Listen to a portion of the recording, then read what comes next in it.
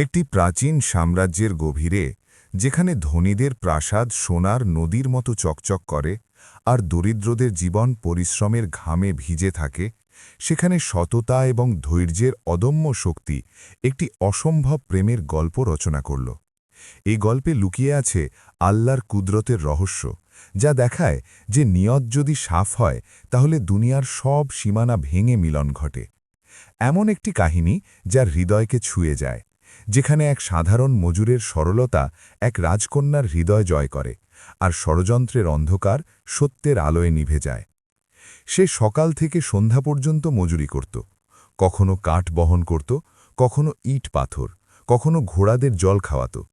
যে কোনো কাজ পাওয়া যায় তাকে বিসমিল্লা বলে করে নিত, কারণ তার হৃদয়ে এই বিশ্বাস ছিল যে হালাল রুজিতেই বরকত আছে। রহিমের জীবনে ধন কম ছিল, কিন্তু ধৈর্য অনেক ছিল, আর ধৈর্য সেই জিনিস যা আল্লাহ তার বিশেষ বান্দাদেরকেই দেয়।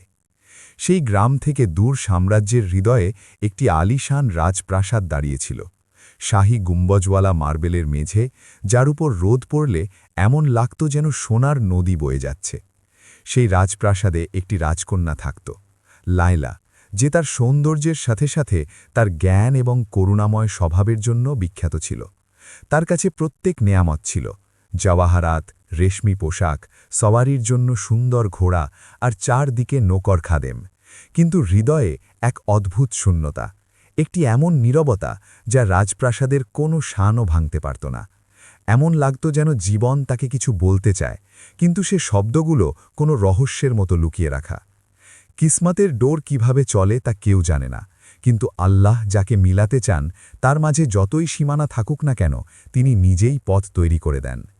একদিন রহিম রাজধানীর দিকে যাচ্ছিল, যে রাস্তায় তাকে এক বুড়ি মহিলা মিলল, যে ভারী গাঁটরি তুলতে চেষ্টা করছিল। রহিম ঝট করে বলল, আম্মা, রাখো, এই বোঝা আমি তুলে নি। আর কোনো আশা ছাড়াই তার কাঁধে গিয়ে দিল। বুড়ি মহিলা তাকে দোয়া দিল, বেটা, আল্লাহ তোর জীবনে এমন আলো ভরে দিক যা তুই সোচতেও পারিস না। রহিম হেসে বলল, আম্মা, দোয়াই তো আসল ধন। সেই মুহূর্তে রাজপ্রাসাদ থেকে শাহী কাফিলা পার হচ্ছিল, ঘোড়া, অস্ত্রধারী সিপাহী আর সোনায় মোড়া পালকি।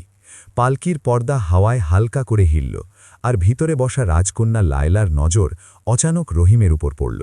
সে কয়েক মুহূর্ত তার দিকে তাকিয়ে রইল, তার বোঝা তোলা, মুখে সরলতা আর চোখে সেই অদ্ভুত নুরানি চমক, যেন এক সত্যিকারের মানুষ দুনিয়ার ভিড়ে অচানক দেখা দিয়েছে।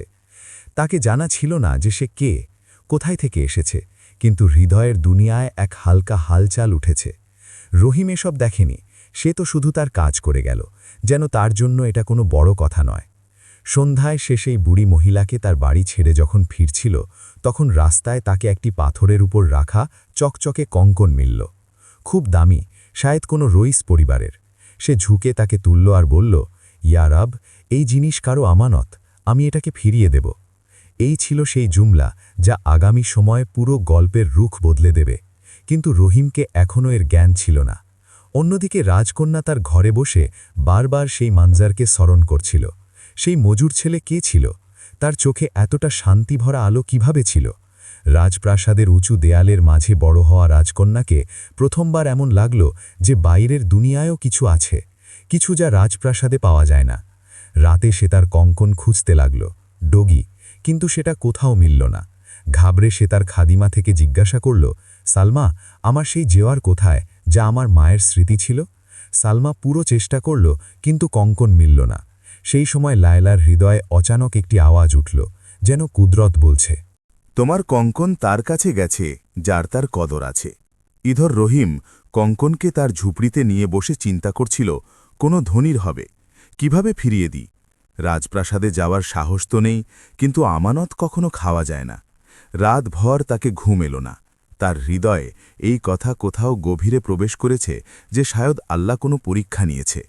সকালে সে নামাজ পড়ে দোয়া করে নিকলে গেল রাজপ্রাসাদের দিকে। সপ্তাহ ধরে রাজপ্রাসাদের দরজায় দাঁড়ানো সিপাহীরা কখনো তাকে দেখেনি, কিন্তু আজ যখন সে পৌঁছল, তখন অদ্ভুত ধারণা ছিল। সে সিপাহীদের বলল, জনাব, এই কঙ্কন শায়দ রাজপ্রাসাদে কারো, আমি এটাকে ফিরিয়ে দিতে এসেছি, অভিযোগ চাই না। সিপাহীরা তার সরলতা দেখে অবাক হয়ে গেল। এমন সময় যখন লোকেরা ধনীদের জিনিস পেয়ে পালিয়ে যায়, এক দরিদ্র মজুর তাকে ফিরিয়ে দিতে এসেছে। তারা তাকে ভিতরে যাওয়ার অনুমতি দিল, কিন্তু সাথে নজরবাজি রাখল যে কোথাও এই লোক কোনো চাল তো চালছে না। ইধর রাজকন্যা লায়লা তার ঘরের বারান্দায় দাঁড়িয়েছিল, আর অচানক সে নিচে আঙিনায় সেই মজুরকে দেখল, যার স্মৃতি রাতভর তার মনে থেকে বেরোয়নি। সে নিচে নেমে তার উজিরকে বলল, আমাকে সেই মজুরের সাথে দেখা করতে হবে। উজির অবাক হয়ে জিজ্ঞাসা করল, রাজকন্যা সালামত এক দরিদ্র লোকের সাথে? লায়লা কড়া করে বলল, মানুষের কদর তার পোশাক থেকে হয় না, তার চরিত্র থেকে হয়। আর এই বাক্য রাজকন্যার আসল চরিত্রের ঝলক ছিল। যখন রহিমকে রাজকন্যার সামনে আনা হল, সে সংকুচিত হয়ে গেল। সে মাথা ঝুঁকিয়ে দিল। লায়লা নরম আওয়াজে জিজ্ঞাসা করল, এই কঙ্কন তোমাকে কোথায় মিলেছে? রহিম পুরো কিস্সা বর্ণনা করে দিল, কোনো নির্মাণ ছাড়া, কোনো পরিবর্তন ছাড়া। রাজকন্যা কয়েক মুহূর্ত চুপ রইল, তারপর তার চোখ নম হয়ে গেল। সে প্রথমবার কোনো অজানায় এতটা সত্যতা দেখেছে। সে বলল, রহিম, তোমাকে জানা আছে এই কঙ্কন আমার জন্য কতটা দামি? এটা আমার ওয়ালিদার শেষ স্মৃতি। রহিম ঝুঁকে বলল, বিবি সালামাত, আমানত ফিরিয়ে দেওয়া আমার ফরজ ছিল। সেই মুহূর্তে দুটি ঝাঁ, এক দারিদ্র্যের মাটি থেকে ওঠা রহিম, এক শাহী মর্যাদায় বড় হওয়া রাজকন্যা লায়লা প্রথমবার একসাথে দাঁড়িয়েছিল। একটি এমন গল্পের শুরুতে যা নিজেই কুদরত লিখছিল। কিন্তু রাজপ্রাসাদে প্রত্যেকে এই মিলন থেকে খুশি ছিল না। রাজকন্যার আজিজ, যে সর্বদা রঞ্জিশ রাখত যে কোনো দরিদ্র রাজকন্যার জন্য কদরের যোগ্য কিভাবে হতে পারে, তার হৃদয়ে সন্দেহ ভরে গেছে। সে ভাবল, এই মজুর দরিদ্র, কিন্তু হয়তো কোনো চাল চালছে। এই ছিল সেই চিন্তা যা আগামী সময়ে ঝড় নিয়ে আসবে। রাতে রহিম যখন রাজপ্রাসাদ থেকে বাইরে বেরোল, তখন তাকে বোঝা যাচ্ছিল না যে আজ কি হয়েছে। শুধু হৃদয়ে অদ্ভুত হালচাল ছিল, সেই হালচাল যা শায়দ রাজকন্যার হৃদয়েও ছিল। দুজনেই তাদের পথে চলে গেল, কিন্তু কিসমতের ডোর এখন মজবুত হয়ে গেছে। আর রহিমের সরলতা আর রাজকন্যা লায়লার নরম হৃদয় এখন একটি নির্মিত নিরাপত্তার সামনে দাঁড়িয়েছিল। রাজপ্রাসাদের মাহল এখন প্রশ্ন আর ফুসফুসাহট থেকে ভরে গেছে। লোকেরা রাজপ্রাসাদের আঙিনায় দাঁড়িয়ে তাদের অনুমান করছিল। কেউ বলছিল যে বাস্তবে সততার কোনো মূল্য থাকে, তাহলে কেউ জিহ্বায় সন্দেহের খটকা ছিল। রহিমকে যখন রাজপ্রাসাদ থেকে ফিরিয়ে পাঠানো হল, তখন রাস্তাভর তার হৃদয়ে এক অদ্ভুত হালকা গুঞ্জ ছিল। না সে খুশি ছিল, না অজানা, শুধু এক সরল আশীর্বাদ তার সাথে ছিল, যা বুড়ি মহিলা তাকে দিয়েছে। সে তার ছোট বাড়িতে পৌঁছল। তাহলে গ্রামবাসীরা আগেই খবর ছড়িয়ে দিয়েছে, আরে রহিম, তো রাজকন্যাকে কঙ্কন ফিরিয়ে দিয়েছিস।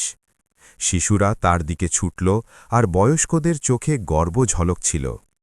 তার মায়ের স্মৃতি, যা এখন শুধু আত্মায় বাস করে, তার বুকে আবার কুড়াহট হয়ে গেল। সে দোয়া করল, আল্লাহ তোকে এই নেক কাজের জজবা দিক। রহিম শুধু বলল, আল্লাহ থেকে কিছু চাইনি, শুধু ফরজ আদায় করেছি। সেখানে রাজপ্রাসাদে লায়লার হৃদয়ও উলঝন ছিল। সে তার জজবাতকে লুকিয়ে বসতে চেয়েছে, কিন্তু দৈনন্দিন শাহী রসমের মাঝে তার নজর বারবার সেই মজুরের দিকে যায়। সে উজিরকে বলল, উজির সাহেব, আমাকে সেই ব্যক্তির অবস্থা জানতে হবে, তার জীবন কেমন? উজির সব কাগজ তুলে বলল, রাজকন্যা সালামত, সে দরিদ্র মজুর, তার নাম রহিম, মজবুত ইরাদার, নেক স্বভাব। লায়লা একটি লম্বা শ্বাস নিল আর বলল, মানুষের পরিমাপ কি হয়, লোহার কলমে লেখা যায় না। হৃদয়ে এমন কথা রাজপ্রাসাদে নতুন প্রশ্ন ওঠাচ্ছে। আজিজের ঈর্ষা, ধনীদের নজর, আর কেউ যারা ভাবছিল যে মর্যাদার দেয়ালে কোনো আমানত রাখার যোগ্য কিভাবে হতে পারে। আর কয়েকদিন পর খবর এলো যে গ্রামে একটি বড় মেহরাম, সেটা একটি ধনী ব্যবসায়ী রাজপ্রাসাদ থেকে এসেছে, আর সে তার মেয়ের বিয়ের জন্য শেষ ঘোষণা করেছে। বাজারের লোকেরা, চায়ের দোকানে বসা বয়স্ক আর মসজিদের বাবু, সবাইকে লাগল যে এখন সেই পরিমাপ হবে, ধন, খ্যাতি আর শানো শৌকত। রাজকন্যাকে যখন জানা গেল, তাহলে তার বুকে হালকা অস্থিরতা হল। কি এটাই তার মুকাদ্দার লেখা? কি সে তার ইচ্ছার বিরুদ্ধে তবলায় আটকে থাকবে? সে ভাবল, না, আমি কোনো জাবানের হুকুমরানিতে আসতে চাই না। আর এই মাঝে গ্রামে একটি বুড়ো ফকির বাবা এলো। তার মুখ নুরানি ছিল, লম্বা সাদা দাড়ি আর হাতে তাহরিরের মতো বই। লোকেরা তাকে মৌলবী ফকির বাবা বলতে শুরু করল। সে হাফেজ এবং দোয়ায় মাহির ছিল, আর তার প্রভাব লোকের ওপর গভীর ছিল। রহিম যখন একদিন লঙ্গরের কাছে বসেছিল, তাহলে ফকির বাবা তাকে দেখল আর কোনো দেখা ছাড়াই তার কাছে এসে বসল। সে ধীরে বলল, বেটা, এই দুনিয়া সেই হারায় যে তার নিয়াত হারায়, কিন্তু তুই যা করেছিস সেটা না শুধু আমানতের ওয়াফা ছিল, বরং ঈমানের উদাহরণও। রহিম সরলতায় বলল, আল্লাহ এর এই ফায়সালা, আমি আমার দায়িত্ব পালন করি। ফকির বাবা হেসে বলল, এটাই সেই সত্য যা রাজপ্রাসাদে হারিয়ে যায়। সত্যতার আলো আর সময়ের রওয়ানগিতে আজিজ আর সেই ধনী ব্যবসায়ী মিলে পরিকল্পনা করল যে রহিমের সরলতাকে উন্মোচিত করে দেওয়া যায়, যাতে রাজকন্যার হৃদয় কোনো অযোগ্যের ওপর না টেকে। আজিজ রাজপ্রাসাদের কিছু বিশ্বস্ত নকরকে বলল যে তারা রহিমের খ্যাতি খারাপ করুক, কিছু গুজব ছড়ানো, যেমন সে কখনো চুরি করত বা কোনো ধনীর সাথে মিলে ঠগত। কিন্তু আল্লাহের আদেশ হাদিনা বদলায়। লোকের জিহ্বা বদলাতে পারে, কিন্তু হৃদয়ের দেখভাল আল্লাহই করেন। আর রাজকন্যা রহিমের সাথে দেখা করার সংবেদনশীল ইচ্ছা চোর চোর জানাল। সালমা আর কিছু নেক নিয়ত খাদিমদের সাহায্যে সে গ্রামে গিয়ে রহিমের বাড়ির অবস্থা জানল। যখন সে সেখানে পৌঁছল, তাহলে সে দেখল যে রহিম যেমন ভেবেছে, চোখে শান্তি, মুখে পরিশ্রমের ছাপ, আর বাড়ির বাইরে মাটির ঝুপড়িতে চুলায় রুটি পাকছে। শিশুদের হাসি আর বয়স্কদের দোয়ার গন্ধ সেখানে ছড়িয়ে আছে। লায়লা ধীরে বলল, রহিম, তোমার পরিবারকে কি অভাব? রহিম আত্মীয়তায় বলল, হুকুমতের দোয়ার নয়, শুধু আমার গুজরা ঠিক চলে যায় তো আমার বকশিস। তার এই অনুগ্রহ লায়লার হৃদয়ে গভীর ছাপ ফেলল। সে ভাবল যে চোখে দেখা প্রত্যেক ব্যক্তি তার ভিতরে কোনো কিসমের জাহান রাখে, আর সময়ের চোখ তো প্রত্যেক দিন কিছু না কিছু অনুমান করে। কিন্তু এক সন্ধ্যায় এমন হল যে রহিম তার বাড়িতে অবাক করা খবর শুনল। একটি চিঠি রাজপ্রাসাদের দিক থেকে এলো, যাতে লেখা ছিল যে রাজপ্রাসাদের হুকুমে রহিমকে রাজধানীতে কাজের জন্য আমন্ত্রণ করা হচ্ছে, যাতে তাকে সেখান থেকে রোজগার দেওয়া যায়। এই চিঠি কোনো নেক নিয়ত স্তম্ভের ভুল ছিল বা কোনো সত্য ইরাদার প্রকাশ, কে জানে। রহিম আশা করল যে এটা তার জজবাত আর তার পরিবারের ভালোর জন্য হবে, কিন্তু সাথে হৃদয়ে ভয়ও ছিল। কি আমি রাজপ্রাসাদের রীতিতে আমার ঈমান হারিয়ে ফেলব? সে দোয়ায় তার নিয়তের সুরক্ষা করল আর ফকির বাবার সাথে মিলল। ফকির বাবা তার কবজি ধরে বলল, বেটা, যেখানে যাও হৃদয়কে সোজা রাখো। মানুষ সেই হয় যার হৃদয় থাকে, না যা পোশাকে থাকে। রহিম মাথা ঝুঁকিয়ে বলল, ইনসাফের পথে আল্লাই সঙ্গী। আর রাজপ্রাসাদে এই খবর শুনে কিছু মুখ খুশি হল, কিছু অখুশ। আজিজ ভাবল যে এখন সুযোগ, সে রহিমকে রাজধানী পাঠাবে আর সেখানে তাকে বেকার সাব্যস্ত করার পুরো চেষ্টা করবে। কিন্তু লায়লা তার আওয়াজ তুলল আর বলল, যদি খোদাই কাউকে নেক ঠিক করেছে তো আমাদের তাকে সাহায্য করা উচিত না, যা তাকে তাখ্ত তাজের তলায় রেখে মূল্যায়ন করা উচিত। তার এই করা সেই লোকদের জন্য ছিল না যাদের অভ্যেস শুধু রসম আর শানো শৌকতের কদর করা। আর এইভাবে গল্প এগোতে লাগল। রহিম রাজধানী গেল, রাজপ্রাসাদ তাকে নিয়োগ দিল, কিন্তু রাজধানীর রঙিন আর দ্রুতগতির দুনিয়ায় তাকে নতুন পরীক্ষা মিলতে লাগল। কেউ তার সরলতা নিয়ে মজাক করে, কেউ তার সাথে দোস্তি করে, আর কেউ তার ভালোকে তাদের লাভের নজরে দেখে। লায়লা প্রত্যেক দিন রাজপ্রাসাদের বারান্দা থেকে তার খবর নেয় আর দোয়া করে। ফকির বাবা তার পথে আলো হয়ে দাঁড়িয়েছিল। সে প্রায়ই রহিমকে সালাহ দেয় আর বলে, ধৈর্য করো, ধৈর্যের ফল মিষ্টি হয়। যখন রহিম রাজধানীতে পৌঁছল, তাহলে প্রথম নজরে তাকে অনুভব হল যে এই জায়গা তার গ্রাম থেকে সম্পূর্ণ আলাদা। উঁচু ভবন, আলোকিত রাস্তা, প্রত্যেক দিকে শোরগোল, আর প্রত্যেক মানুষ তার তার দুনিয়ায় ঘুরছে। রহিম তার সাধারণ পোশাকে সেখানে কিছু আলাদা লাগত, কিন্তু তার হৃদয়ে ঘাবড়াহট থেকে বেশি আল্লাহের ওপর ভরসা ছিল। রাজধানীর দপ্তরে তাকে বলা হলো যে তাকে শাহী গোস্তখানায় কাজ দেওয়া হচ্ছে, যেখানে রাজধানীর সাওয়ারি গাড়ি আর রাজপ্রাসাদের ঘোড়ার খাবার তৈরি হয়। কাজ বড় কঠিন ছিল না, কিন্তু সেখানে কাজ করা লোকেরা তাণ্ডব করতে মাহির ছিল। কেউ বলল, এটাই সেই মজুর যে রাজকন্যার সাথে দেখা করতে গিয়েছে। অন্যজন হেসে বলল, আমানত ফিরিয়ে দেওয়া দরিদ্র দেখো, রাজধানীর হাওয়া তাকেও বদলে দেবে। আর রহিম কারোর কথার উত্তর দিল না, সে শুধু তার কোণে দাঁড়িয়ে কাজ শুরু করে দিল। প্রত্যেক দানা, প্রত্যেক বস্তা, প্রত্যেক কাঠকে সে ইবাদতের মতো তুলত, যেন ভিত্তি রাখার মজুর মসজিদের দেওয়াল তুলছে। রাজধানীতে পরীক্ষা লোকের তাণ্ডব থেকে না, শক্তি থেকে আসে।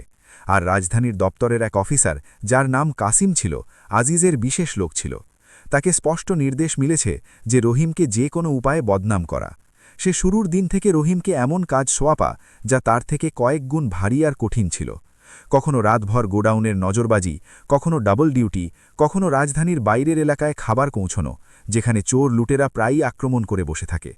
এক রাত যখন রাজধানীতে কড়কড়ানো ঠান্ডা ছিল, কাসিম তাকে বাইরের এলাকায় কিছু ঘোড়ার দানা পৌঁছনোর আদেশ দিল। রহিম বিসমিল্লাহ বলল আর চলে পড়ল। পথ নির্জন ছিল, হাওয়ায় ঠান্ডা বালু উড়ছিল, আর দূরে কোথাও কিছু কুকুর ভোঁকছিল। তাহলে অন্ধকার থেকে দুটি ছায়া বেরিয়ে তার সামনে এলো। সেই লোকেরা তার থেকে বস্তা ছিনিয়ে নেওয়ার চেষ্টা করল, কিন্তু রহিম দানা ছেড়ে দিল না। সে বলল, এটা আমার আমানত, আমি এটাকে আল্লাহের নামে ছেড়ে দিতে পারি না। লড়াই হলো, আঘাত লাগল, কিন্তু শেষে সেই চোরেরা পালিয়ে গেল। রহিম আহত হয়ে গেল, কিন্তু দানা বাঁচিয়ে আনল। যখন সে বস্তা কাসিমকে সোঁয়াপল, তাহলে সে মুখ বিকৃত করে বলল, ভালো নাটক করিস কে জানে তুই নিজেই চুরিতে জড়িত ছিলিস আর গল্প বানিয়ে এসেছিস।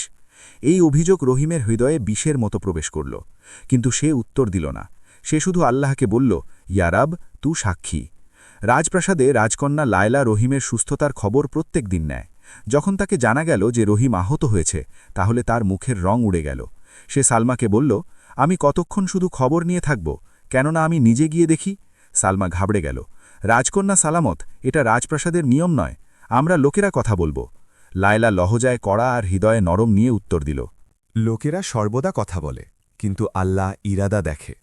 রাতে যখন রাজপ্রাসাদ ঘুমিয়েছিল, রাজকন্যা তার সবচেয়ে কাছের দুটি খাদিমাদের সাথে ভেষ পরিবর্তন করে বাইরে বেরোল। সরল আবায়া পরে মুখে নাকাব, আর হৃদয়ে শুধু এক প্রশ্ন, কেন তাকে এক মজুরের কষ্ট তার নিজের কষ্ট লাগতে লাগল। রাজধানীর গোষ্ঠখানার পিছনে তৈরি ছোট ঘরে যখন লায়লা পৌঁছল, তাহলে সে দেখল যে রহিম তার আঘাতে নিজেই পট্টি বাঁধছে। ঘর সাধারণ ছিল, একটি পুরানো চারপায়, কোণে মাটির কলস, আর দেয়ালে ঝুলানো তার মায়ের দুয়াওয়ালা তাবিজ। লায়লা কয়েক মুহূর্ত দরজায় দাঁড়িয়ে রইল। তাকে তার হৃদয়ের ধড়কন শোনা যাচ্ছিল। সে ধীরে জিজ্ঞাসা করল, তোমাকে খুব আঘাত লেগেছে? রহিম চমকে গেল। সে নাকাবওয়ালা মহিলাকে দেখল আর বলল, বিবি তুকে? সালমা এগিয়ে এলো আর বলল, এটা কোনো সাধারণ মহিলা নয়। লায়লা হাত তুলে তাকে থামিয়ে দিল। রহিম, আমি দেখতে এসেছি যে তোমার স্বাস্থ্য কেমন, তোমাকে এতটা ভারী কাজ কেন দেওয়া হচ্ছে? রহিম লজ্জায় মাথা ঝুঁকিয়ে নিল। তার আওয়াজে অদ্ভুত বিনয় ছিল। রাজকন্যা সালামত, তুই এখানে কেন এসেছ? এই জায়গা তোমার যোগ্য নয়। লায়লা বলল, মানুষের জায়গা রাজপ্রাসাদ নির্ধারণ করে না, তার নিয়ত নির্ধারণ করে, আর তোমার নিয়ত সাফ দেখা যায়। সেই মুহূর্তে দুজনের মাঝে এক নীরব জজ্জা উঠল।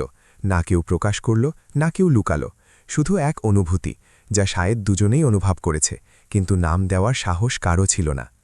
কিন্তু এই মিলন লুকানো যায়নি। কাসিম দূর থেকে দেখেছে যে নাকাবওয়ালা মহিলা রহিমের সাথে দেখা করতে এসেছে, আর সে বুঝে গেল যে এটা রাজকন্যাই। সে সেই রাত আজিজকে খবর পাঠাল, এখন আমাদের সুযোগ। রাজকন্যার হৃদয়ে এই মজুরের দিকে ঝুঁকছে। এটাকে এমন মোড়ে নিয়ে যাব যেখান থেকে তার ইজ্জত ফিরে আসা অসম্ভব হয়ে যাবে। পরের সকাল রাজধানীতে একটি নতুন গুজব ছড়িয়ে গেল। রহিম চুরি করে। সে রাতে রাজপ্রাসাদের জিনিস বেচার লোকের সাথে মিলে। তার পিছনে রাজকন্যার হাত। এটা শুনে রহিমের পায়ের নিচে জমি সরে গেল। লোকেরা তাকে দেখে কথা বলতে লাগল। তার জন্য রাজধানী অচানক একটি কয়েদখানা হয়ে গেল। উধার রাজপ্রাসাদে উজির রাগে বলল, রাজকন্যা সালামত, এটা কেমন সম্পর্ক যে তুই এক মজুরের জন্য রাজপ্রাসাদের ইজ্জত বিপদে ফেলছিস? লায়লা তীক্ষ্ণ নজরে উত্তর দিল, ইজ্জত সেই হৃদয়ে থাকে যেখানে সত্য বাস করে, আর রহিমের হৃদয় আমি দেখেছি। যে অভিযোগ তুই লোকেরা লাগাচ্ছ সেটা মিথ্যার দুর্গন্ধ নিয়ে আছে। রাজধানীর হাওয়া অচানক বিষাক্ত হয়ে গেছে। গুজব এমন ছড়াচ্ছে যেন কেউ আগুনকে হাওয়া দিয়েছে। প্রত্যেক মোড়, প্রত্যেক নুক করে লোকেরা রহিমের নাম নিয়ে কথা বলতে লাগল। কেউ বলল সে রাজকন্যার সাথে মিলে চুরি করছে, কেউ ফুসফুস করে বলল সে এতটা শরীফ বানার নাটক করে, আসলে রাতে জিনিস রাজপ্রাসাদ থেকে বের করে দেয়। আর কেউ হেসে বলল, ইশক হয়ে যায় তো মানুষ অন্ধ হয়ে যায়, সে তো শুধু রাজকন্যার অনুগ্রহে জীবিত। এই কথা রহিমের হৃদয়ে তীরের মতো লাগত, যে মাথা ঝুঁকিয়ে রাখল। সে কখনো কাউকে উত্তর দেয়নি। সে শুধু বলল, আল্লাহ সাক্ষী, কিন্তু দুনিয়ার সাক্ষী হওয়া জরুরি নয়। এটা ছিল সেই প্রথম সমস্যা যা তাকে শিখতে হয়েছে। কাসিম আর আজিজ তাদের চাল পুরো করে দিয়েছে। তারা দফতরের রেজিস্টারে কিছু সংখ্যা বদলে এটা দেখানোর চেষ্টা করেছে যে রাজপ্রাসাদের কিছু দামি জিনিস রহিমের রাতের ডিউটিতে অদৃশ্য হয়েছে। রাজধানীর কাজীকে ডাকা হলো। কাসিম নকল সাক্ষী দাঁড় করিয়ে দিল। সব টাকায় কেনা। একটি বলে উঠল, আমি রাতে তাকে রাজপ্রাসাদের পিছনে যেতে দেখেছি। দ্বিতীয় বলল, আমি তো নিজের চোখে তাকে বাজারে কাউকে থলি দিতে দেখেছি। রহিম অবাক হয়ে গেল। সে কাজীর দিকে তাকালো আর বলল, হুজুর, যদি আমার কাছে এতটা ধন থাকত তো কি আমি আজও এখানে মাটি লেপা পোশাকে দাঁড়িয়ে থাকতাম? আমি তো আমানত পর্যন্ত নিজের কাছে রাখতে পারিনি, চুরি কি করব? খারজির হৃদয় তার পক্ষে ঝুঁকছিল, কিন্তু আজিজের শক্তি, তার পটভূমিতে ছড়ানো গুজব আর কাসিমের কেনা সাক্ষী কাজীও বাধ্য হয়ে গেল। সে ফয়সালা টাল দিল যে কাল সকালে রাজপ্রাসাদে উপস্থিতি হবে, সুলতান নিজে শুনবে। এই শব্দ রাজধানীতে ঝড়ের মতো ছড়িয়ে গেল। এখন বিষয় শুধু চুরির নয়, বরং রাজকন্যা লাইলার ইজ্জতেরও হয়ে গেছে। রাজপ্রাসাদে লাইলার কানে এই কথা পৌঁছল। তার মুখের রং উড়ে গেল, হৃদয় দ্রুত ধর করতে লাগল। সে উজিরকে জিজ্ঞাসা করল, কি এটা সত্য রহিমের উপর চুরির অভিযোগ? উজির বলল, রাজকন্যা, বিষয় এখন শুধু এক মজুরের নয়, পুরো সাম্রাজ্যের ইজ্জতের। লাইলা কড়া করে উত্তর দিল, ইজ্জত মিথ্যা অভিযোগ থেকে পড়ে না, ইনসাফ থেকে ওঠে। লাইলা কড়া করে উত্তর দিল। ইজ্জত রাজপ্রাসাদের বারান্দায় নীরবতা ছিল। হাওয়া পর্যন্ত তার আওয়াজ থামিয়ে চলছিল। লাইলা আকাশের দিকে তাকিয়ে রইল। চোখে অদ্ভুত অস্থিরতা ছিল। সে তার হৃদয়কে জিজ্ঞাসা করল, ইয়া রব, কি আমি ভুল? এই ব্যক্তি আমার হৃদয়ে কেন প্রবেশ করছে? তার সত্যতা আমাকে কেন এতটা সাফ দেখা যায়? কিন্তু উত্তর হাওয়ায় ছিল না, সেটা রহিমের ধৈর্যে লেখা ছিল। সেই রাত রহিম একা বসেছিল। তার ঘরে ফকির বাবা এলো। বেটা, তুই জানিস যে ঝড় যখন আসে তো দুটি জিনিস নিয়ে যায়, শুকনো পাতা আর মিথ্যা। যে সত্য হয় সে বেঁচে যায়। রহিমের চোখ ভরে এলো।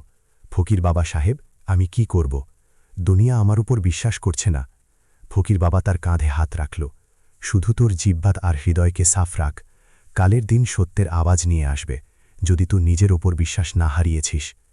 পরের সকাল রাজপ্রাসাদের বড় দরবার লোক থেকে ভরে গেছে। সুলতান নিজে সিংহাসনে বসাছিল। রাজকন্যা পর্দার পিছনে দাঁড়িয়েছিল। রহিমকে দরবারে ডাকা হল। একটি সাধারণ মজুর, যার বিরুদ্ধে দুনিয়া দাঁড়িয়ে দেখা যাচ্ছে। কাসিম এগিয়ে এলো। দস্তাবেজ ঘুরিয়ে বলল, আলামপানা, প্রমাণ উপস্থিত, রেজিস্টারের হিসাবে পরিবর্তন। সুলতান গভীর আওয়াজে জিজ্ঞাসা করল, রহিম কি বলতে চাইতু? রহিম সাহস চুটিয়ে, আলামপানা, আমি দরিদ্র কিন্তু চোর নই। যদি আমি রেজিস্টার ছুঁয়ে থাকি তো আমার হাত কেটে দিন। যদি আমি রাতে রাজপ্রাসাদে পা রেখে থাকি তো আমাকে কয়েদ করে দিন। আমি যা করেছি শুধু সততার কারণে করেছি, আর যা করিনি তার অভিযোগ আমি কিভাবে মানব? হলতে সন্ন্যাস ছড়িয়ে গেল। তখন অচানক রাজকন্যা পর্দার পিছন থেকে বাইরে এলো। এটা এমন কদম ছিল যা কেউ ভাবেনি। সে সুলতানের সামনে ঝুঁকে বলল, আব্বাজান, যদি আপনি এই দরিদ্র মজুরকে অপরাধী ঠিক করেন তো বিশ্বাস করুন, এই সাম্রাজ্য অপরাধের সাথে দাঁড়িয়ে যাবে। আমি নিজের চোখে তার সত্যতা দেখেছি। যদি কেউ মিথ্যা বলছে তো সেটা এই দস্তাবেজ, রহিম নয়। পুরো দরবারে ফুসফুসাহট ছড়িয়ে গেল। রাজকন্যা তার জন্য সাক্ষ্য দিচ্ছে। সুলতানের চোখ সরু হয়ে গেল। লাইলা, তুই এক মজুরের পক্ষে দাঁড়াচ্ছিস? লাইলা থেমে উত্তর দিল, আব্বাজান, আমি ইনসাফের পক্ষে দাঁড়িয়ে আছি। মজুর হোক বা রাজকুমার, সত্য তো সত্য হয়। এই এক বাক্য পুরো মাহলের রুহ বদলে দিল। সুলতান এখন চিন্তায় পড়ে গেল। রহিমের বিরুদ্ধে অভিযোগ সহজ ছিল, কিন্তু রাজকন্যার চোখে ভয় নয়, সত্যতার রং ছিল। অচানক ফকির বাবা দরবারে প্রবেশ করল। সাদা দাড়ি, টলমল পদক্ষেপ, কিন্তু আওয়াজে অসাধারণ শান্তি। সে বলল, আলমপানা, দুটি কথা আছে। একটি সেই যা লোকেরা দেখায়, আর একটি সেই যা হৃদয়ে লেখা থাকে। আমার বিশ্বাস যে রহিমের ওপর অভিযোগ মিথ্যা। আল্লাহ মিথ্যার পর্দা নিজে ছিঁড়ে ফেলেন। সুলতান তাকে সম্মানে বসার ইশারা করল। দরবার এখন এক সূক্ষ্ম মোড়ে ছিল। নীরবতা গভীর হয়ে গেল। লোকের শ্বাস রুদ্ধ হয়ে গেল। আর সেই সময় সেই প্রথম সূত্র সামনে আসতে চলেছে, যা রহিমের ভাগ্য বদলে দেবে। একটি নৌকর দৌড়ে এলো, হাতে একটি পুরানো থলি নিয়ে। আলম্বানা, এই থলি আমাদের রাজপ্রাসাদের পিছনে মিলেছে, আর এর ভিতরে সেই জিনিস যার চুরির অভিযোগ লাগানো হয়েছে, আর এর ওপর কাসিমের মোহর লাগানো। দরবারে ঝড় উঠল। লায়লা গভীর শ্বাস নিল। রহিমের চোখ ভরে এলো। ফকির বাবা আকাশের দিকে তাকিয়ে বলল, আল্লাহ সত্যিকারদের সাথে ছেড়ে দেয় না। দরবারে যেন কেউ পাথর ছুঁড়েছে। লোকের মুখ বদলে গেল। কাসিমের রক্তের রং উড়ে যেতে লাগল, আর আজিজের কপালে ধামের ফোঁটা উঠে এলো। নকর আবার বলল, আলম্পনা, এই থলি সেই জায়গা থেকে মিলেছে যেখানে কাসিম প্রায়ই অর্ধরাতে যায়। পাহারাদার বলে যে সে সেই রাতেও কিছু গড়বড় করেছে। হলতে ফুসফুসাহট গুঁজতে লাগল। তো এই সব চাল তারই ছিল? সেই মজুর তো নির্দোষ নিকল। রাজকন্যা ঠিক বলছিল। কাসিম নিজেকে সামলানোর চেষ্টা করে বলল, আলম্পনা, এটা মিথ্যা, এটা ষড়যন্ত্র কেউ রচেছে, কেউ আমার মোহর চুরি করতে পারে। রাজকন্যা লায়লা এগিয়ে এসে বলল, যদি কেউ তোমার মোহর চুরি করেছে কাসিম, তো তুই কখনো এর অভিযোগ কেন করিসনি? আর সেই সাক্ষীদের কি, যারা তোমারই লোক? কাসেম উত্তর দিতে পারল না। আজিজ তার দিকে তাকিয়ে নজর ঝুঁকিয়ে নিল, কিন্তু তার মুখে এমন টেনশন ছিল যেন কোনো গভীর ভয় তাকে জড়িয়ে ধরেছে। সুলতান ভারী আওয়াজে বলল, কাসিম, কি তুই বলতে চাইস যে আমাদের সাম্রাজ্যের সামনে পেশ করা সব প্রমাণ মিথ্যা, আর তুই এক মজুরকে বদনাম করতে চলেছিলিস? কাসিম হাঁটুতে পড়ে গেল। আলম্পনা, আমার ভুল ছিল, আমি শুধু শুধু রাজকন্যাকে। সে চুপ হয়ে গেল। তার শব্দ তার বিরুদ্ধে সাক্ষ্য হয়ে গেল। সুলতানের চোখ লাল হয়ে গেল।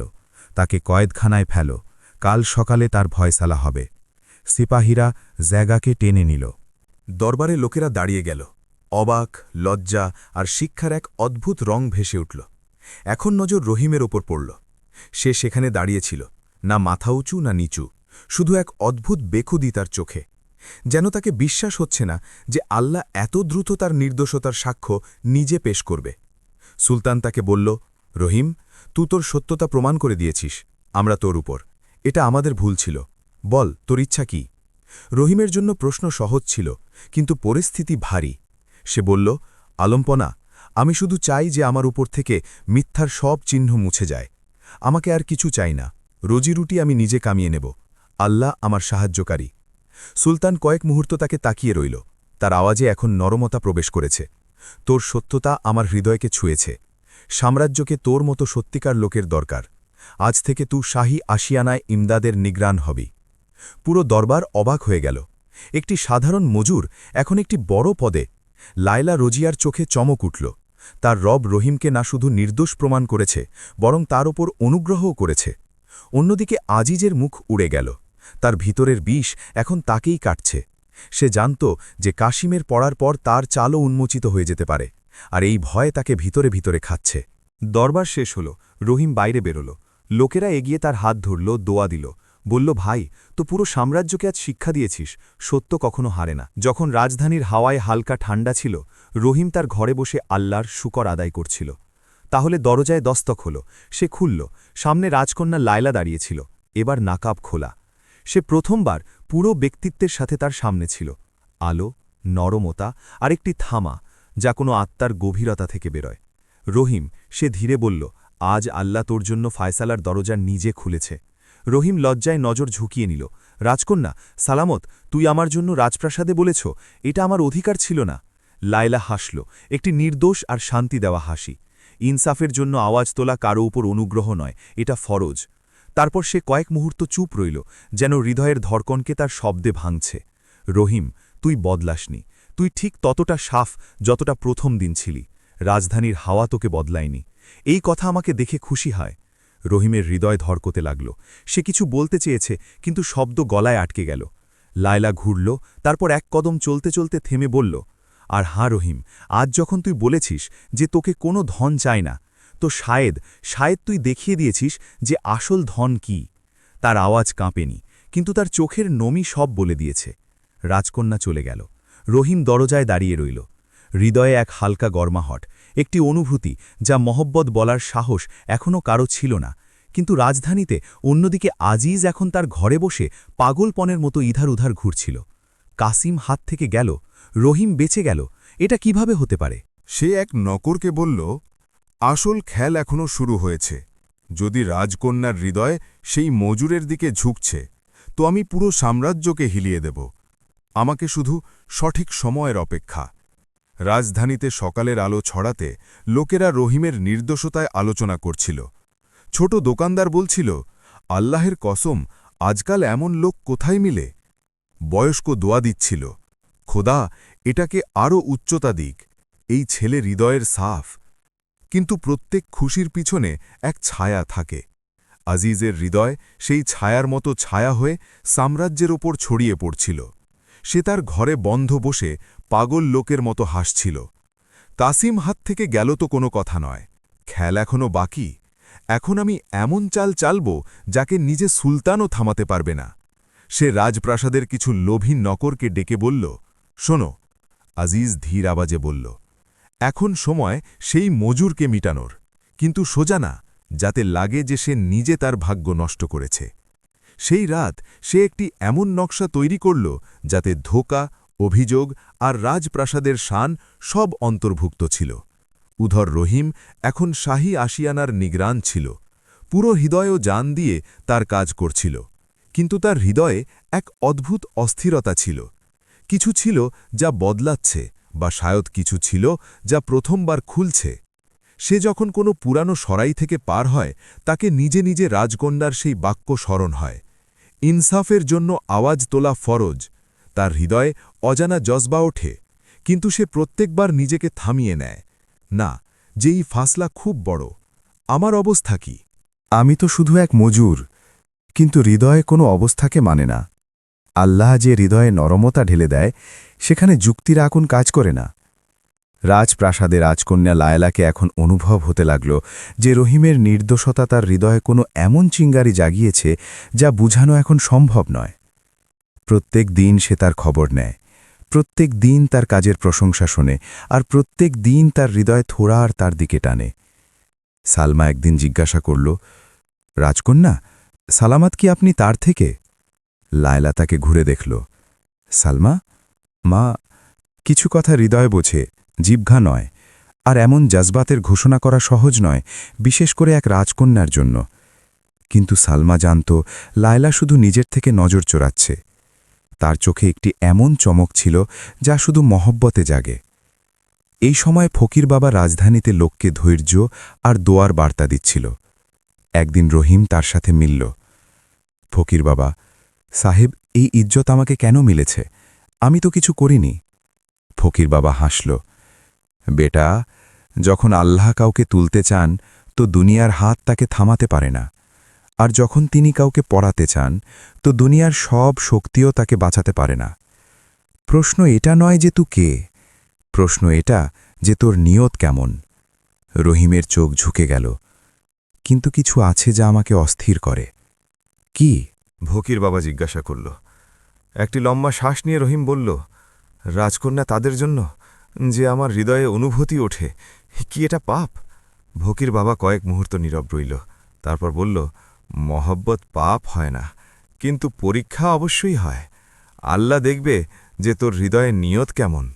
এতটা বা ভাগ্যের, ইধর রাজপ্রাসাদে আজিজ তার দানা ছড়ানো শুরু করেছে।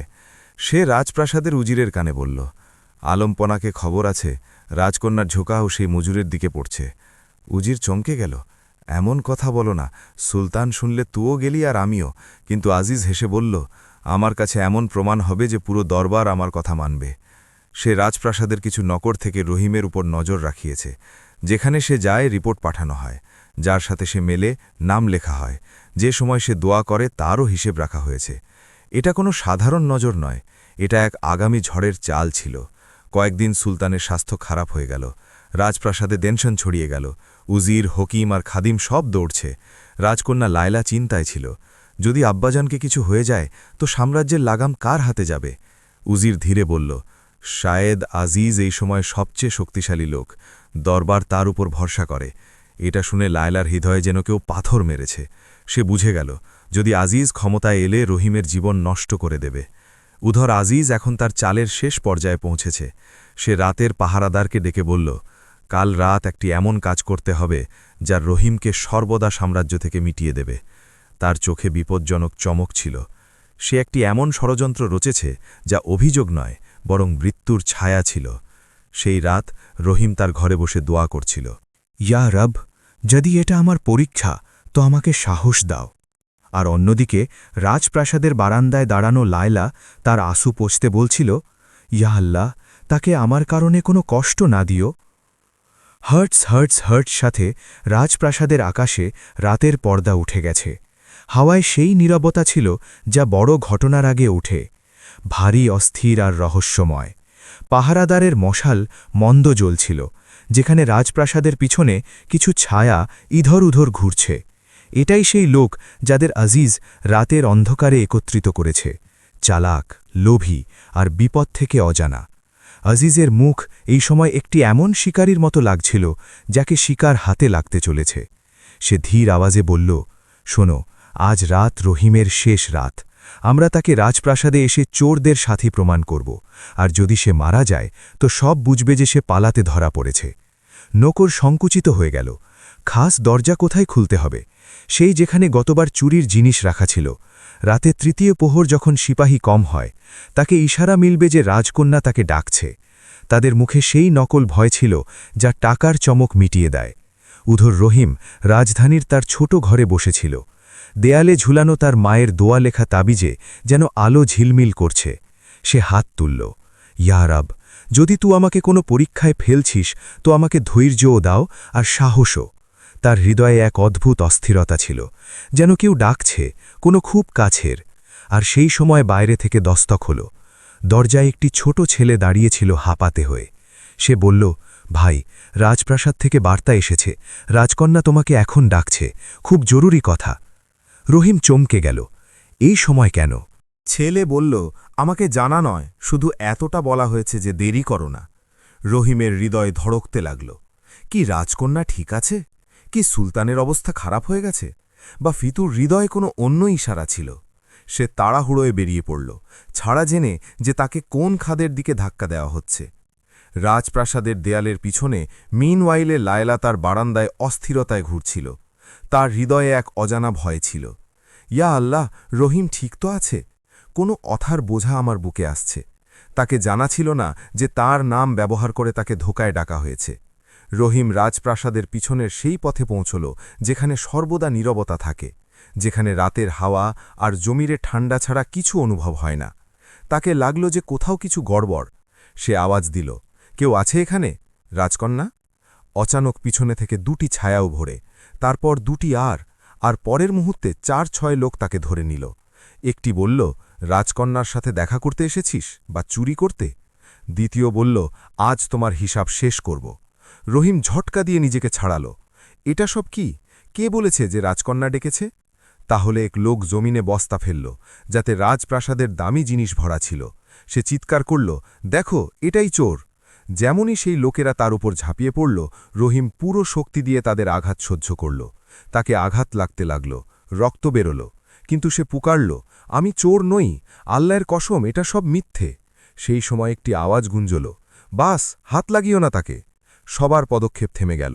সবার নজর ঘুরল রাজকন্যা লায়লা সেখানে দাঁড়িয়েছিল, মুখ রাগে জ্বলছে, চোখে এমন আগুন যা কোনো সুলতানের তলোয়ার থেকেও তীক্ষ্ণ। সেখানে সে কিভাবে পৌঁছল? আসলে তার অস্থিরতা তাকে শান্তিতে বসতে দিচ্ছিল না। সে সালমাকে বলেছিল, চলো, আমাকে রহিমের সুস্থতা দেখতে হবে। আর রাজপ্রাসাদের অন্য পথ থেকে বেরিয়ে সে সেই জায়গায় পৌঁছে গেল যেখানে তার জীবনের সবচেয়ে বড় সত্য সামনে ছিল। সে চিৎকার করে বলল, এটা কার চাল যে? কেই মিথ্যা চাল বিছিয়েছে? আজিজ অন্ধকারে দাঁড়িয়ে তামাশা দেখছিল। এখন সে বুঝে গেল যে খেল বিগড়ে গেছে। সে এগিয়ে এলো আর বলল, রাজকন্যা সালামাত, এই লোক চোর, আমরা তাকে হাতে ধরেছি। লায়লা তার দিকে কদম বাড়াল, তার চোখে শেষ করে দেওয়া কড়া ছিল। কি? তুমি আমাকে অন্ধ ভাবো? এটা সেই রহিম যে আমার সবচেয়ে দামি আমানত ফিরিয়েছে। যে আমানতে খেয়ানত করে না, সে চুরিও করে না। আজিজ বলল, কিন্তু লায়লা হাত তুলে তাকে চুপ করিয়ে দিল। তার আওয়াজ ভারী ছিল, কিন্তু আত্মীয় থামা নিয়ে।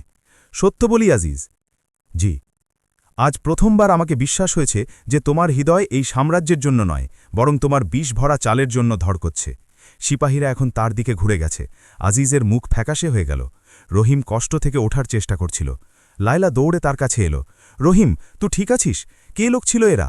রহিম দুঃখে হেসে বলল, রাজকন্যা সালামত, আমি তোমার নাম শুনে এসেছি। আমাকে লাগলো তুই ডাকছিস। তার এই এক বাক্য লায়লার হৃদয় চুরমার করে দিল। সে জমিনে হাঁটুতে বসে গেল। তার চোখ ভরে এলো। আমাকে মাফ করো রহিম, আমার নামের ব্যবহার তোমাকে ফাঁসানোর জন্য করা হয়েছে। যদি আজ আমি দেরি করে আসতাম তো আল্লাহ না করুক। তার আওয়াজ ভরে এলো। সেই সময় ফকির বাবাও সেখানে পৌঁছে গেল, যেন হাওয়া তাকে তুলে নিয়ে এসেছে। সে বলল, দেখো বেটা, মহব্বত যখন পরীক্ষা হয় তো আল্লাহ নিজে সাক্ষী হয়ে ওঠে। রাজকন্যার শ্বাস দ্রুত ছিল। সে রহিমের মুখ দেখল, তার রক্ত আর সেই সত্যতা যা এখন তার আত্মায় লেখা হয়ে গেছে। সে প্রথমবার খোলা শব্দে বলল, রহিম, তোমার কষ্ট আমার কষ্ট। যদি কেউ তোমাকে আঘাত দেবে তো এটা আমার হৃদয়কে চিড়ে দেবে। সব পাহারাদার, দরবার, এখানে পর্যন্ত যে হাওয়াও এই প্রকাশে থেমে গেল। রহিমের চোখে নমি উঠে এলো। রাজকন্যা, তোমার শব্দ আমার জন্য দুনিয়া। দুজনে একে অপরকে এমন তাকাচ্ছিল যেন রব প্রথমবার তাদের হৃদয়ে মহব্বতের পতাকা লহরিয়েছে। হ্যাঁ, ৮। রাজপ্রাসাদের মাহল সেই রাত খুব ভারী ছিল। পাহারাদার এক অপরকে তাকিয়ে রইল। রাজকন্যার প্রকাশ আর আজিজের দৌড়াদৌড়ি পুরো সাম্রাজ্যকে হিলিয়ে রেখেছে। সুলতানের স্বাস্থ্য আগে থেকে খারাপ ছিল, এখন এইসব খবর তাকে আরও অস্থির করে দিয়েছে। সে বিছানায় শুয়েছিল, তার মুখে ক্লান্তি, চোখে ফোলা, কিন্তু মনে করার সেই পুরানো রং। সকাল হতেই রাজপ্রাসাদে হুকুম জারি হল। আজ রহিম, রাজকন্যা আর আজিজ তিনজনকেই দরবারে পেশ করা যাবে। ফয়সালা আজই হবে। এই খবর রাজধানী পর্যন্ত ছড়াতে লোকেরা পথে দাঁড়িয়ে গেল। সবার জিহ্বায় একই প্রশ্ন ছিল, কি সুলতান এই মহব্বতকে চূর্ণ করে দেবে বা ইনসাসকে জাগাবে? দরবারের শেষ দিন সত্যের সামনে কোনো শক্তি টিকে না। দরবার সাজানো হয়েছে। সুলতানকে উঁচু তখ্তে বসানো হয়েছে, তার দুদিকে উজির আর সিপাহী দাঁড়িয়েছিল। রহিমকে মাঝে আনা হল। আঘাত এখনও তাজা ছিল, কিন্তু হৃদয়ে অদ্ভুত শান্তি ছিল, যেন সে এখন ফয়সালা আল্লাহের ওপর ছেড়ে দিয়েছে। রাজকন্যা পর্দার পিছনে দাঁড়িয়েছিল, মুখে আলোকিত আঁসু, কিন্তু হৃদয়ে পাথরের মতো সাহস। অচানক অজিজকে টেনে আনা হল। তার মুখ ফ্যাকাশে, চোখে ভয় আর ঘৃণার অদ্ভুত মিশ্রণ। সুলতান ভারী আওয়াজে বলল, অজিজ, তোমার ষড়যন্ত্র এখন লুকানো যাবে না, সব প্রমাণ তোমার বিরুদ্ধে। অজিজ গিড়গিড়িয়ে বলল, আলম্পানা, আমি সব সাম্রাজ্যের ভালোর জন্য করেছি। এক মজুর কিভাবে রাজকন্যার কাছে আসতে পারে? এটা তো বিদ্রোহ। রাজকন্যা পর্দা থেকে বাইরে এলো। তার আওয়াজ নর্মতা থেকে নয়, ইনসাফ থেকে ভরা ছিল। বিদ্রোহ সেটা যা তুই করেছিস, আজিজ। মানুষের মূল্য পোশাক থেকে নয়, তার হৃদয় থেকে হয়। আর রহিমের হৃদয় সাম্রাজ্যের প্রত্যেক ধনীর থেকে বেশি পবিত্র। এখন পুরো দরবার তার কথা শুনছে। কারো সাহস ছিল না যে নজর তুলতে পারে। রহিমের শেষ বয়ান, যা সব বদলে দিল। সুলতান রহিমের দিকে তাকাল। রহিম, যদি আজ তুই চাস তো আজিজকে মৃত্যুদণ্ড দিতে পারিস। তোর ওপর যে অত্যাচার হয়েছে সেটা কম নয়। পুরো দরবার তার দিকে তাকাতে লাগল। কি এই দরিদ্র মজুর প্রতিশোধের আগুন ছুড়বে? কিন্তু রহিম সোজা মাথা তুলল আর বলল, আলম্পানা, আমি কারো মৃত্যু চাই না। আমি শুধু চাই যে মিথ্যার আগুন নিভে যায় আর সত্যের আলো সালামত থাকে। আমার উদ্দেশ্য মানুষকে মিটানো নয়, তার ভুলগুলো থামানো। এই এক বাক্য দরবানের হাওয়া বদলে দিল। সুলতানের চোখ নম হয়ে গেল।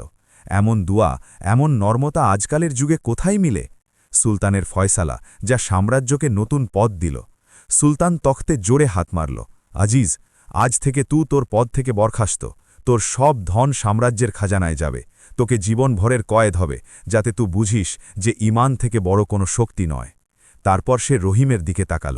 রহিম, তুই যে ধৈর্য করেছিস, যে সত্য পালন করেছিস, সেটা যথাযথ নয় যে তুই নিচে দাঁড়িয়ে থাকিস। আমি তোকে শাহী সলাহকারের পদ দিই। পুরো দরবার অবাক হয়ে গেল।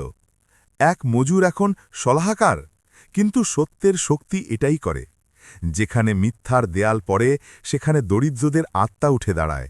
মহব্বতের ভাগ্য অবশেষে শব্দে গড়া হল।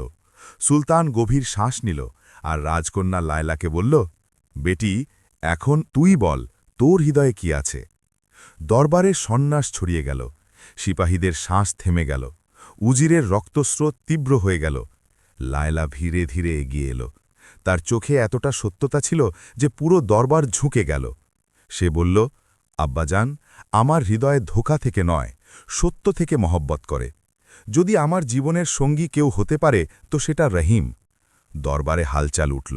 কেউ অবাক, কেউ খুশি, আর কেউ অবাক। কিন্তু সুলতান হেসে উঠল। সেটা প্রথম হাসি কয়েক মাসের কষ্টের পর। সে বলল, যদি এটা তোর খুশি তো এটা আমার অনুমোদনও। আর সেই মুহূর্ত লায়লার চোখ থেকে আঁসু বয়ে নামল, শান্তির, সম্মানের আর আল্লাহের শুকর আদায়ের। রহিম মাথা ঝুঁকিয়ে নিল। রাজকন্যা, সালামাত, আমি যোগ্য নই। লায়লা তার শব্দ থামিয়ে দিল। যোগ্যতা হৃদয় থেকে হয়, রহিম, অবস্থা থেকে নয়। ফকির বাবা পিছনে দাঁড়িয়ে হাসছিল। মহব্বত যখন আল্লাহের রেজা থেকে হয় তো পুরো কায়নাত তার সাহায্য করে। কয়েক মাস পর সাম্রাজ্যে একটি এমন নিকাহ হল যা শতাব্দী পর্যন্ত উদাহরণ হয়ে রইল। রাজকন্যা লায়লা আর রহিম এক ধনীর নয়, বরং এক সত্যিকার মানুষের মহব্বতের গল্প। নিকাহের সময় ফকির বাবা দোয়া দিল, ইয়া রব, এই দুজনের জীবনে সেই বরকত দাও যা তু শুধু সত্য হৃদয়কে দাও। এক দরিদ্র মজুর আর এক রাজকন্যার মহব্বত শুধু গল্প নয়, ইনসাফ আর মানসিকতার জয়। যদি এই গল্প তোমারও হৃদয়কে ছুঁয়েছে তো আমাদের চ্যানেলকে সাবস্ক্রাইব করো আর ভিডিওকে এক লাইকও অবশ্যই করবেন।